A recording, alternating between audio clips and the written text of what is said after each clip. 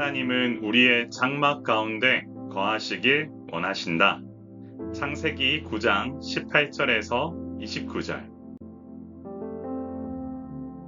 방주에서 나온 노아의 아들들은 셈과 함과 야벳이었습니다. 이들은 하나님의 은혜를 입어 홍수 심판으로부터 구원의 은혜를 입었을 뿐 아니라 홍수 심판 후 새롭게 시작해야 할 인류의 조상이 되는 은혜도 입었습니다.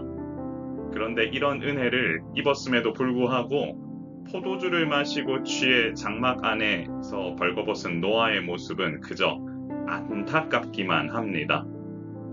주님께서 너무나도 축복하셨던 노아의 가정, 이처럼 아무리 믿음 좋고 하나님께 많은 은혜를 입었다 할지라도 육체적인 한계의 죄의 유혹에서 완전히 자유롭기가 참 어렵다라는 것을 느끼게 되는데요.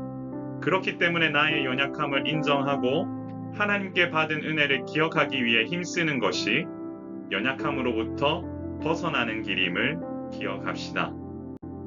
세상적인 것에, 술이나 이런 것에 의지하지 말고 오직 하나님을 의지하는 삶, 그 삶이 주님께서 원하시는 삶임을 기억합시다.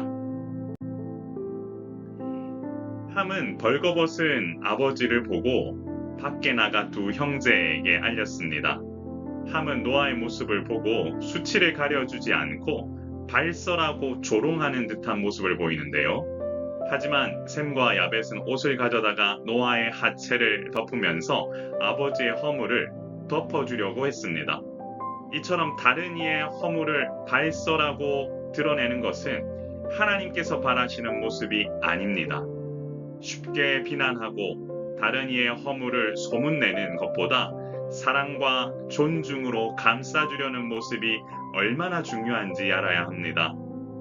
하나님께서도 죄지은 아담과 하와의 부끄러움과 수치를 덮으시기 위해 가죽옷을 지어주셨지요. 이처럼 타인의 부끄러움을 안주거리로 삼는 사람을 하나님께서는 원하시지 않으십니다. 하나님의 공의와 주권을 인정하고 받은 은혜를 베풀 수 있는 자가 되는 것, 그것이 이 땅을 사는 우리가 가야 할 길입니다.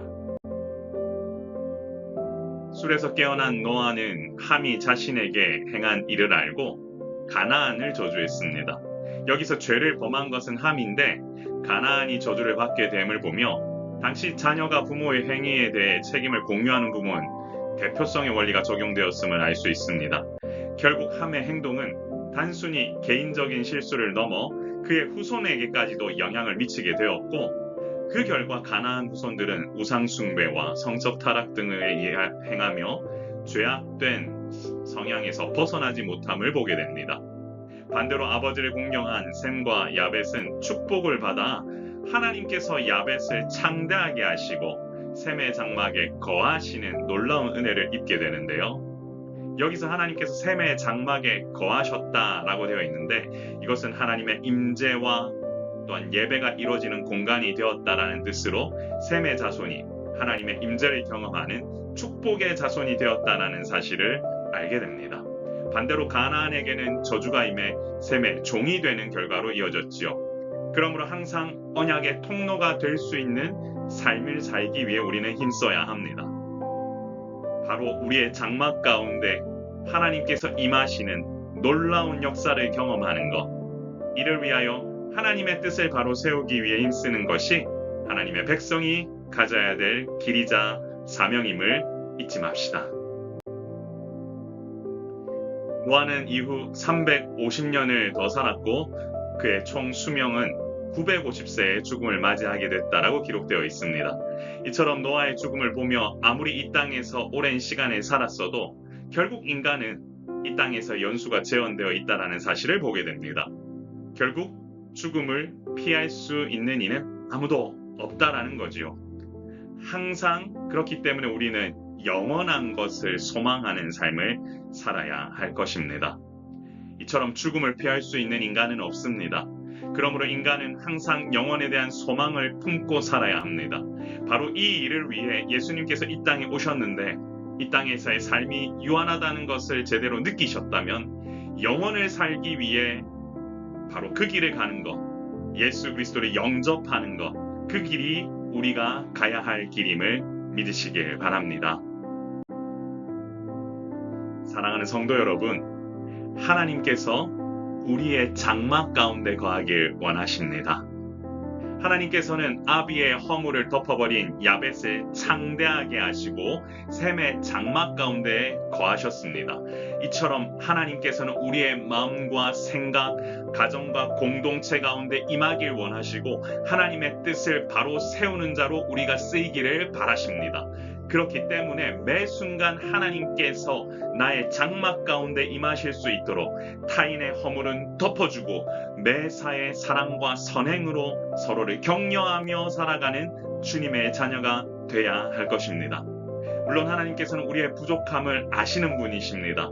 사실 우리가 완벽해서 우리가 가운데 거하시는 것이 아니라 우리의 연약함에도 불구하고 하나님께서는 우리를 사랑하시기 때문에 거하시길 원하시는 거지요. 그러므로 매 순간 장막 가운데 거하시길 원하시는 하나님의 마음을 바로 아는 우리가 되길 소망합니다. 오늘 이 모닝 메시지를 듣고 있는 모든 성도들의 삶 가운데 그리고 여러분의 가정 가운데 주님께서 거하시는 놀라운 축복이 임하길 소망합니다. 우리 같이 한번 기도해 볼까요? 주여, 우리가 하나님께서 거하실 귀한 장막이 되어 하나님 나라 확장을 위해 귀하게 쓰임받는 주님의 자녀가 되게 하옵소서. 제가 한번 기도하겠습니다. 존귀하신 하나님 아버지, 주께서 부으시는 은혜가 얼마나 큰지 기억합니다. 노아의 홍수 그 심판 이후에 하나님께서 이 노아의 가정을 아버님 택하사 그들로 하여금 새로운 언약의 시작을 삼게 하셨는데 아쉽게도 아버지 하나님의 뜻을 제대로 아버지는 받들지 못하고 아버지 다른 이의 허물을 덮지 못하는 그 모습 때문에 한 가정은 아버지 저주가 임하게 되고 반대로 아버지의 그 상대방 아버지의 허물을 덮어주는 가정에게는 복이 임하는 놀라운 사실을 보게 되었습니다.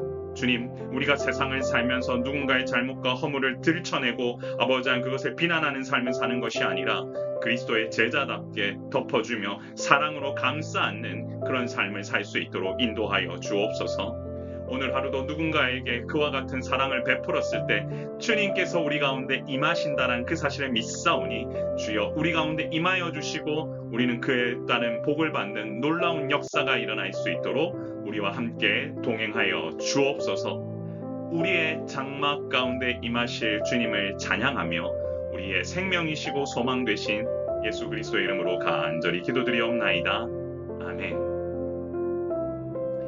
사랑하는 성도 여러분의 삶 가운데에 하나님의 놀라운 임재와 거하심이 있기를 소망합니다. 오늘 하루도 평안하십시오. 샬롬.